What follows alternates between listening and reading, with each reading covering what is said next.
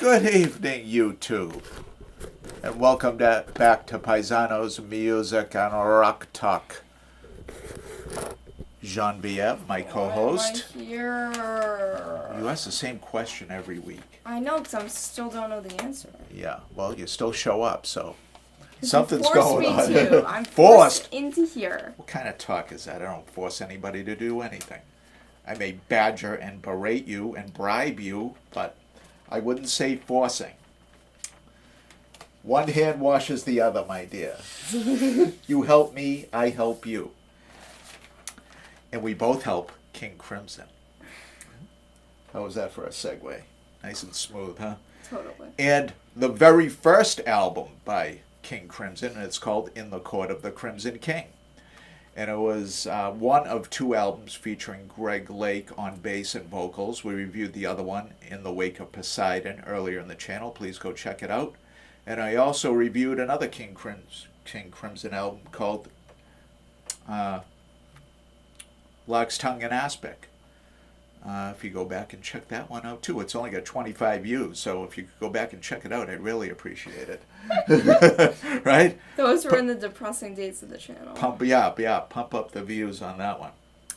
But this one has a story to go with it, as do most of my albums. Well, in this case, CDs. Technically, I did own this on vinyl, albeit briefly. And it disappeared. And there's a story that goes along with this. But let's talk about the release a little bit. It's quite possibly the first prog classic. Prog being short for progressive rock. You're talking about your King Crimson, your Yeses, your Uriah Heeps, your Gentle Giants, your Emerson, Lake and Palmers, those kind of groups, you know, progressive rock. And yeah, this was a very early prog classic, a striking example of early prog. This kind of set the template for future progressive releases into the 1970s. This came out in 1969. And King Crimson, as we all know, is the brainchild of guitarist Robert Fripp, guitarist extraordinaire, intellectual, borderline musical genius, conceptual genius, you know, just a brilliant musician. And I don't know when the last time they put out a King Crimson album, but I'd say it's probably in the last 10 years. I don't know, maybe 15, I don't know. I haven't been keeping up with them lately. They change members so often, like more often than just about any group you can think of. They've had a long career, and they've had probably close to 100 musicians play in this group over that time. Me and a friend of mine pulled together $7, quite possibly 7 $1 bills, and took the train into Boston. And we went to some record stores, and we wanted to buy ourselves some records. I think How old? I was at 1981, so I was 12, about to turn 13 that December. So it was me and Joe. Remember Joe from the neighborhood? He came over the house a couple times. I have no clue. Last time we saw him was in Braintree. He came over to watch football one day. Yeah, me and Joe took a ride on the train, and we were going to buy some albums, and we picked up two that day. We picked up this on vinyl, and Derek and the Dominoes, Layla, which I reviewed. Go watch it. I'm sure it could use some views. I don't know exactly. No, those were in the days where the intro was "Welcome back to the channel that nobody watches." Yeah, the dark days. The There's been a lot of dark days on my channel, but we're not going to talk about that right now. Just go watch them, will you? So with our $7, we bought those two albums. Now, Derek and the Dominoes, Layla, is a double album. So we got a lot of music for $7 that day, right? It's so specific, 7 $1 bills. Yeah, well, it was either, I doubt it was a 5 and 2 1s. Where were we going to get a $5 bill? It was more likely we pieced together $7 somehow, some way. And okay, so we take the train home, and we decide that he is going to hold on to the King Crimson album, and I was going to take the Derek and the Dominoes album. Now, the original Sony Walkman that had the big cassette player on it, that was obviously way before Bluetooth and all that. You had to plug the headphones into it. It actually had, the original Sony Walkman had stereo components on it. So you could hook up a turntable to it, a cassette deck, just about anything else. And that day we hooked up a turntable and we recorded onto a blank cassette the vinyl version of In the Court of the Crimson King. I still have that cassette from that day. And I have since made a copy of that cassette, and I have since turned the copy of that cassette into an MP3. So I will always have it. But I went out and I bought it on CD anyways. When? Oh, I've had this for a good 15 years, probably. Maybe more, maybe 20. I realized I was never going to get the album back. The last time I talked about it with Joe was at his father's wake. Oh. And we just were talking. He didn't want to talk about anything, about death. He was just like, how's it going in the old neighborhood? He knew I was back in our original neighborhood. We had taken over my mother's house at one point.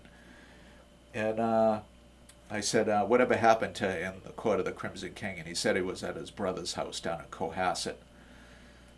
So, yeah, so it's around. It still exists. Yeah. So, we made a tape of it. Incredible. And like I said, I always enjoyed this album. I've enjoyed it for a very long time. Obviously, bordering on 50 years. I was in a drugstore one day, and I heard the song I Talk to the Wind off this album over the loudspeaker. That's not a song you would expect to hear in a drugstore over the loudspeaker. You would expect to hear like I Will Survive by Gloria Gaynor or The Tide is High by Blondie. You're not going to hear I Talk to the Wind off King Crimson's first album. That was incredible. It felt like I was in an alternate universe. I enjoyed it, of course, but it was just very unusual to hear it at that time. I love the mellow guitar playing at the end of Moonchild that leads straight into the title track In the Court of the Crimson King.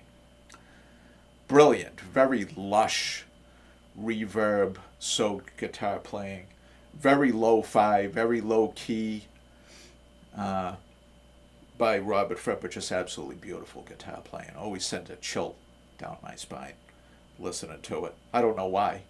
I played it for other people and they're like, yeah, but I don't know. I always liked it. Let's go over the track listing, shall we? But before we do that, we're going to talk about subscriptions. Why? No one watches the channel. If you're new to the channel, welcome. We talk about rock and roll. Rock and roll. Always have, and we always will. Well said, John V. Thank you. No. And if you've been watching for some time and not yet subscribed, I don't think we really have anybody like that. I think anybody that used to watch in the past doesn't watch anymore. They're really sick of our crap. And I don't know how many new subscribers we're drumming up. That's all I got to say about that.